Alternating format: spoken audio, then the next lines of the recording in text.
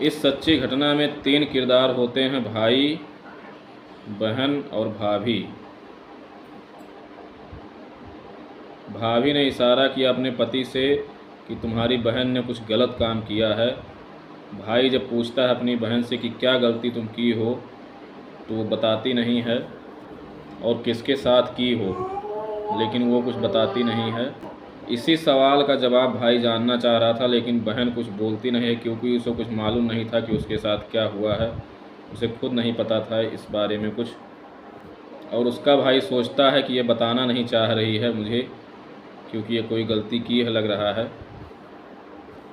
इसी सवाल का जवाब जानने के लिए उसका लड़की का भाई उसे मारता पीटता है। 1 दिन मारता है, 2 दिन मारता है, 3 दिन मारता है, और मारते मारते कब उसकी मृत्यु हो जाती है उसे पता नहीं चलता है। फिर जब मामला पुलिस के पास जाता है और पुलिस अपना छानबीन करती है, जब मीडिया के माध्यम से ये खबर सोशल मीडिया पर वायरल हो जाता है, तो लोग इस घटना को सुनकर बहुत दुखी होते हैं, क्योंकि ये घटना ही कुछ ऐसी है।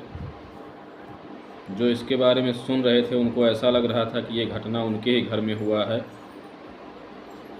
वाकई इस घटना को सुनने के बाद आपके भी आंखों में आंसू आ जाएगा, क्योंकि ये दर्द भरा घटना है। ये आप भी सोचने पर मजबूर हो जाएं कि कोई ऐसा कैसे कर सकता है, किसी लड़की को कैसे ऐसे मार सकता है कोई। तो नमस्कार, आदाब, सत श्री अकाल। मैं राघवेंद्र चौहान, और आज की सच्ची घटना जो मैं आपको सुनाने जा रहा हूँ, ये महाराष्ट्र प्रदेश में एक ज़िला है ठाणे, मुंबई में एक ठाणे का है मामला। और ठाणे का एक थाना है उल्लासनगर थाने में एक मोहल्ले का ये मामला है, जहाँ एक 30 साल का व्यक्ति रहता था जो सिक्योरिटी गार्ड का नौकरी करता था। जब वो सुबह नहाने बाथरूम में जाता है तो वो बाथरूम में देखता है कि वहाँ पे फर्श पे कुछ खून के छींटे पड़े हुए हैं, कुछ दाग धब्बे लगे हुए हैं।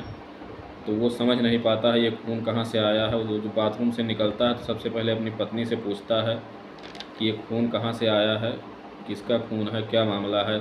तो उसकी पत्नी कहती है मेरे साथ ऐसा तो कुछ हुआ नहीं है, और वो कुछ बताती नहीं है। फिर जब वो ड्यूटी के लिए निकल रहा था तो उसकी नज़र उसकी बहन पे पड़ती है, तो उसके कपड़े में भी खून लगा हुआ था। वो अपनी बहन से पूछता है क्या बात है, ये खून कहाँ से लगा है, क्या की हो तुम। वो कुछ बताती नहीं है, तो ये गुस्से में हो के उसको मारता पीटता है और पूछता है किसके साथ अपना मुंह काला करके आई हो तुम, सच सच बताओ। लेकिन लड़की को कुछ पता नहीं था कि उसके साथ क्या हुआ है, वो खुद नहीं जानती थी, तो क्या बताए दूसरे को वो।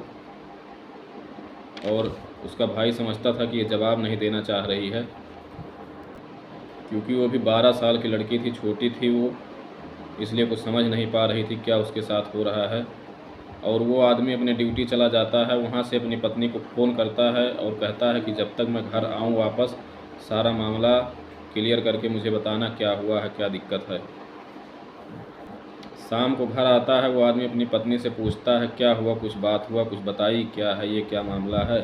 उसकी पत्नी कहती है हमें तो कुछ नहीं बताई, आप खुद जाके अपनी बहन से पूछिए, शायद किसी के साथ इसका चक्कर उक्कर होगा। भाई अब और गुस्से में था और अपनी बहन से पूछता है, लेकिन वो कुछ बोलती नहीं है। इस पे उसको और मारने पीटने लगता है। और जब भाई के बार बार पूछने पे वो लड़की जब कुछ नहीं बताती है, तो भाई को और भी ज़्यादा शक होने लगता है कि लग रहा है ये गलत काम किसी के साथ करके आई है, इसलिए बताना नहीं चाह रही है। और इसी में गुस्सा हो के वो बहुत उसको मारता पीटता है। दूसरे दिन फिर जब वो बाथरूम में जाता है तो फिर से देखता है कि ये खून के छींटे फिर से पड़े हुए थे, फर्श पे खून के धब्बे लगे हुए थे। तो फिर आके पूछता है अपनी बहन से, और वो फिर कुछ नहीं बताती है, फिर से वही मारता पीटता है वो उसको।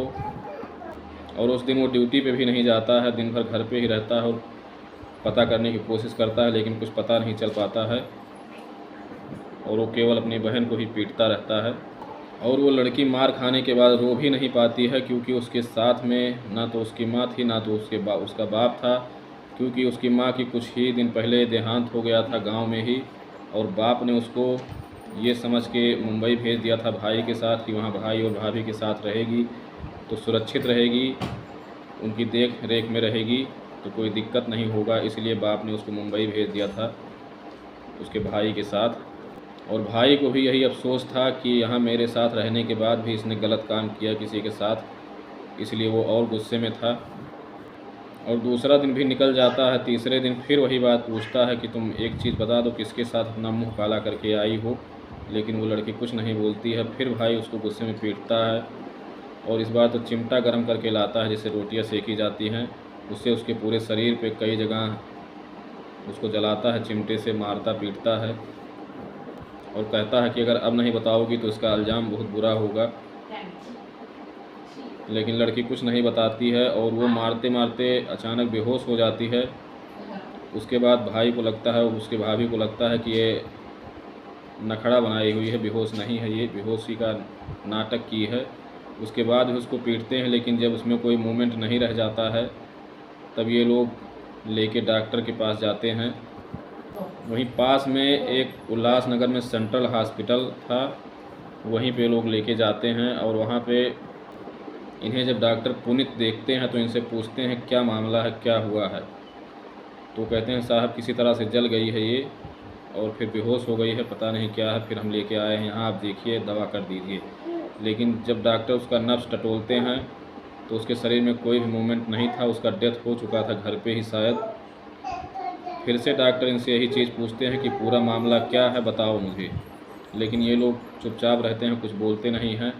तो इस पे डॉक्टर को शक होता है और वो वहीं से उल्लासनगर थाने पे फ़ोन करते हैं पुलिस के पास और पुलिस को पूरा मामला बताते हैं कि ऐसी ऐसी बात है, अचानक लड़की की डेथ हो गई है, आप लोग आइए और इसका पोस्टमार्टम कराइए, क्या बात है फिर पता चलेगा। पुलिस आती है, शव को, लड़की के शव को कब्जे में लेती है और उसके बाद पोस्टमार्टम के लिए भेज देती है।